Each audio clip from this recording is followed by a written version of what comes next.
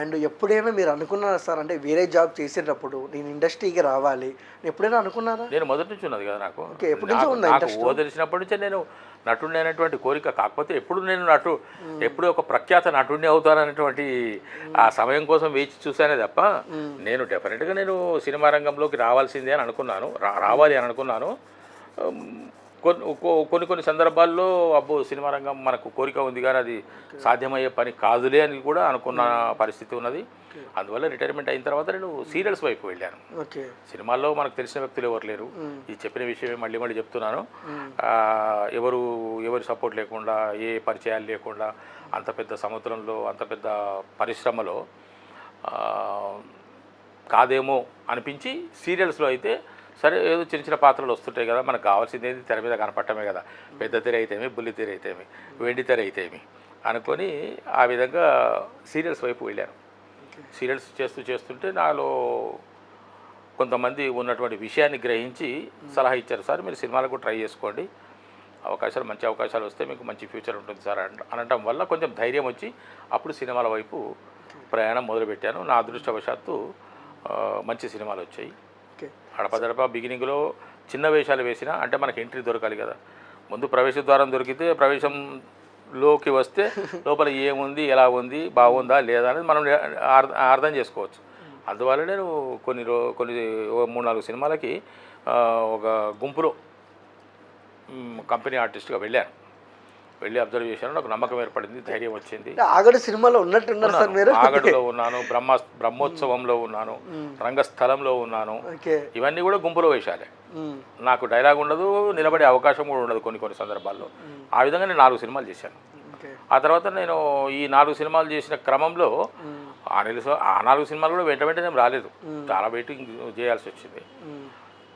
ఆ తర్వాత నేను అనుకున్నాను, సరే నా గమ్యం వేరు కదా, నా లక్ష్యం వేరు కదా, నా గురి వేరు కదా, అటువంటప్పుడు ఇలాగ వెళ్తే మరి నేను ఎక్కడ ఉంటానో అవి పద్ధతి కాదు అనిపించి నాకు అప్పుడు నేను క్యారెక్టర్స్ అడగడం పెట్టాను.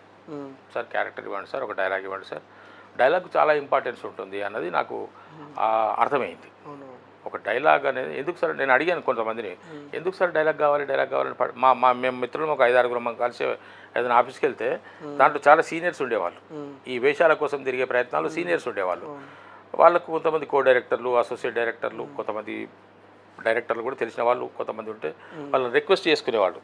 మేము బయటకు వచ్చిన తర్వాత మళ్ళీ వాళ్ళు లోపలికి వెళ్ళేవారు, ఎందుకంటే వాళ్ళకి పరిచయం ఉన్నారు కదా. సరే అంటే చూద్దాం లేని వాళ్ళు అంటే సార్ ఒక డైరెక్టర్ డైలాగ్ ఉన్న క్యారెక్టర్ ఇవ్వండి సార్ అని వాళ్ళు అడుగుతుంటే నేను ఒకసారి ఒక మిత్రుని అడిగాను, ఎందుకు సార్ డైలాగ్ ఎట్లా వేషం ఇస్తామని అన్నారు కదా వాళ్ళు, డైలాగ్ గురించి మీరు ఎందుకు పట్టుబడుతున్నారు, కోరుకుంటున్నారు అంటే, లేదు సార్ డైలాగ్ అనేది ఉంటే ఆ క్యారెక్టర్కు ఇంపార్టెన్స్ ఉంటుంది. ఇప్పుడు సినిమా తెర మీద మనం కనపడితే మనం ఎవరైనా చూడొచ్చు, చూడకపోవచ్చు. అదే మనం ఒక డైలాగ్ చెప్తున్నామంటే డైలాగ్ ఎక్కడి నుంచి వస్తుందని ప్రేక్షకుడు చూస్తాడు, ఎవరో వీడు మాట్లాడుతున్నది, అది కదా మనకు కావాల్సింది అంటే, ఓ డైలాగ్ అంటే అదే అని అనుకున్నాను. వేషం ఇచ్చినప్పుడు ఇంకా డైలాగ్ ఏమిటి, డైలాగులే కూడా వేషం ఎట్టుంటుందని నేను అనుకునేవాడిని. కానీ వేషం దొరకడం గొప్ప విషయము, డైలాగ్ ఉన్న క్యారెక్టర్ దొరకడం మరి గొప్ప విషయం, ఇంకా మరి క్యారెక్టర్ దొరకడం అనేది అదృష్టంతో కూడుకున్న విషయం. అది ఎప్పుడో ఎక్కడో ఏమిటో నేను అనుకున్న పరిస్థితుల్లో దేవుడు అనుకునించాడు, నన్ను అనుగ్రహించాడు. అంటే ఇండస్ట్రీ అనేది ఒక సముద్రం, మహాసముద్రం, పెద్ద. అసలు చాలామంది అంటే చాలా ఏళ్ళ నుంచి ఉంటారు యాక్టర్ కావాలి, డైరెక్టర్ కావాలి అని. First of all 24 crafts, 30 crafts, 32 crafts ఇంకా పెరిగినాయి. అప్పుడెప్పుడు 24, ఇప్పుడు అవి 48 అయ్యి ఉంటాయి. అన్ని క్రాఫ్ట్స్లో ఉన్న వాళ్ళు ఉన్నారు. ఓకే, కానీ సార్ మీరు అతి తక్కువ టైంలో మంచి వైరల్ అయ్యారు, మంచి సినిమాలు చేస్తారు, ఎలా సాధ్యమైంది మీకు అసలు? అదృష్టం. ఏ దేవుడి మహిమ. ఎందుకంటే బాలసుబ్రహ్మణ్యం గారు కొన్ని సందర్భాలు మనము ఎప్పుడైనా సరే ఏ రంగంలోకి వెళ్ళాలి అని అనుకుంటే ఆ రంగంలో అప్పటికే ప్రసిద్ధులైన వాళ్ళు, అనుభవజ్ఞులు చెప్పిన మాటలు మనం వినాలి, అవే మనకు పాఠాలు. బాలసుబ్రహ్మణ్యం గారు పాడుతా తీయగా చేస్తున్న సందర్భాల్లో ఒకసారి ఒక మాట అన్నారు ఆయన, నాకన్నా బాగా పాడగలిగిన వాళ్ళు, అద్భుతమైనటువంటి గాయకులు చాలామంది లైన్లలో ఉన్నారు, కానీ పూర్వజన్మలో నేను చేసుకున్న పుణ్యము, ఆ ఈశ్వరునికి నేను ఏ అభిషేకం చేశానో, ఆ అమ్మవారికి నేను ఏ అభిషేకం చేశానో అనుగ్రహించి నన్ను ముందు వరుసలో నిలబెట్టింది, ఇది నా ప్రతిభ అని నేను అనుకోను అని ఆయన అన్నారు. అదే మాట నాకు వర్తిస్తుంది. అంటే నేను అనుకుంటున్నాను ఏంటంటే, మరి మీరు అన్నట్టుగా ఇంతమంది వేలాది మంది, వందలాది మంది, 10ల కొద్దీ జనాలు ఎన్నో సంవత్సరాల నుంచి ఉంటున్న పరిస్థితుల్లో అకస్మాత్తుగా వచ్చి నేను అకస్మాత్తుగా ఈ విధమైనటువంటి ఒక పరిస్థితిలో ఉన్నాను అని అంటే దైవానుగ్రహమే. ఓకే. ఆయన డీజే ఫస్ట్ డీజేటీలో 1 అసలు ఛాన్స్ ఎలా వచ్చింది సార్ మీకు? దాంట్లో నేను తరుణ్ భాస్కర్ గారిది ఒకటి పిట్ట కథలు అని ఒక వెబ్ సిరీస్ చేశాను. దాంట్లో ఒక 2 ఎపిసోడ్స్ ఉన్నాయి, రాముల అని. ఆ రాముల ఎపిసోడ్లో నాది ఎక్స్ ఎమ్మెల్యే రామచంద్ర క్యారెక్టర్. ఆ క్యారెక్టర్ను చూసి బలగంలో వేషం వచ్చింది. ఆ క్యారెక్టర్ చూసి బలగంలో వేణుగారు వేషం ఇచ్చారు. ఈ డీజే టిల్లు షూటింగ్ ప్రారంభం అవ్వడానికి ముందు వాళ్ళు ఈ ఫాదర్ క్యారెక్టర్ కోసము కొంతమందిని వాళ్ళు ఆడిషన్ తీసుకొని ఉన్నారు. అయితే వాళ్ళు సరైనటువంటి ఆర్టిస్ట్ వాళ్ళకి దొరకలేదని విన్నాను నేను.